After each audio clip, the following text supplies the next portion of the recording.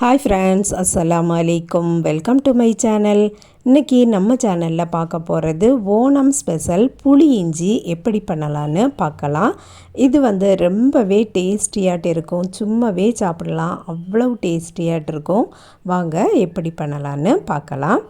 அதுக்கு முன்னாடி நம்ம சேனலை சப்ஸ்கிரைப் பண்ணாதவங்க சப்ஸ்கிரைப் பண்ணிடுங்க. பக்கத்தில் இருக்கக்கூடிய பெல் ஐகானையும் கிளிக் பண்ணிடுங்க. இப்போ நம்ம வீடியோக்குள்ளே போகலாம். இன்க்ரீடியன்ட்ஸ் எடுத்து வச்சுருக்கேன். அதாவது ஒரு 10-20 போல் சின்ன வெங்காயத்தை தோல் உரித்து எடுத்து வச்சுருக்கேன். அதுக்கப்புறம் கொஞ்சம் இஞ்சி எடுத்து வச்சுருக்கேன், புளி எடுத்து வச்சுருக்கேன், கருவேப்பிலை, வத்தல் மிளகு, அதுக்கப்புறம் வெள்ளை கரைசலும் எடுத்து வச்சுருக்கேன். மண் சட்டியை அடுப்பில் வச்சுட்டு சூடானதும் எண்ணெய் ஊற்றிக்கலாம். எண்ணெய் கொஞ்சம் அதிகமாகவே ஊற்றிக்கலாம். 1/2 டீஸ்பூன் போல் கடுகு போட்டுக்கிடலாம். கடுகு நல்லா வெடித்ததுக்கு அப்புறமா வத்தல் மிளகு போட்டிருக்கேன்.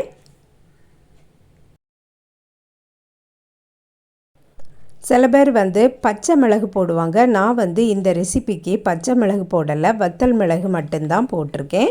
வத்தல் மிளகு நல்லா காஞ்சதுக்கப்புறமா கருவேப்பிலை போட்டுடலாம். எடுத்து வச்சுருந்த சின்ன வெங்காயத்தையும் இஞ்சியையும் பொடி பொடியாக கட் பண்ணி எடுத்து வச்சுருக்கேன். அதையும் எண்ணெயிலேயே சேர்த்துடலாம். நான் எடுத்திருந்த சின்ன வெங்காயம் கொஞ்சம் பெரிய சைஸ், அதனால் நிறையவே வந்திருக்கு. எண்ணெயில் நல்லா வதங்கட்டும்.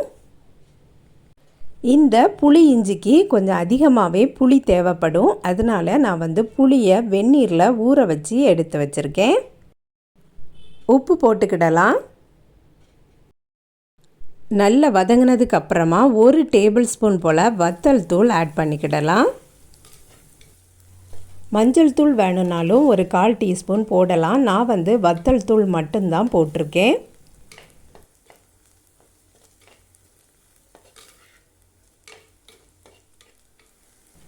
வத்தல் தூளும் எண்ணெயில் சேர்ந்து நல்லா வதங்கட்டும்.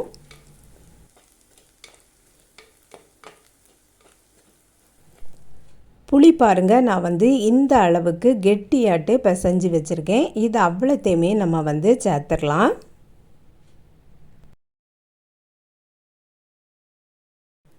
வத்தல் தூள் கொஞ்சம் அதிகமாக போட்டாலும் இந்த புளி, வெள்ளை கரைசல் அதெல்லாம் நம்ம ஊற்றும்போது இந்த காரம் ரொம்ப தெரியாது. இதை செய்து ஒரு ஏர்டைட் பாக்ஸில் போட்டு ஃப்ரிட்ஜில் ஸ்டோர் பண்ணி வைக்கலாம். நிறைய நாட்கள் கெட்டு போகாமல் இருக்கும். நம்ம சேனலை இப்போ தான் ஃபஸ்ட் டைம் பார்க்குறீங்கன்னா சப்ஸ்கிரைப் பண்ணிவிட்டு பாருங்கள்.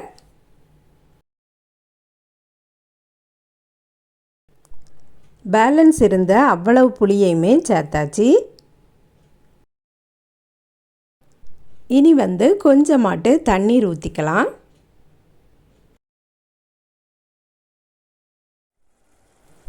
ஒரு 1/4 டீஸ்பூன் போல் காயப்பொடி சேர்த்துடலாம்.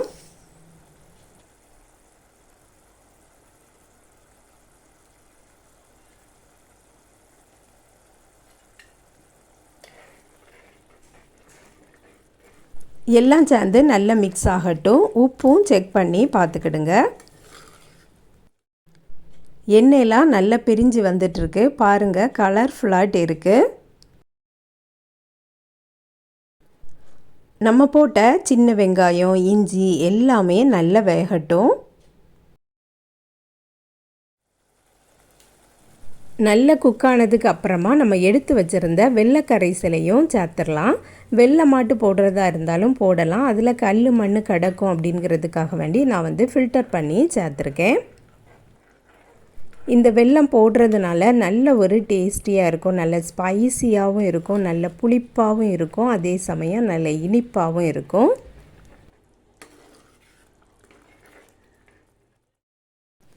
தண்ணீர் எல்லாம் வற்றி அந்த எண்ணெய் பிரிஞ்சு வரட்டும்.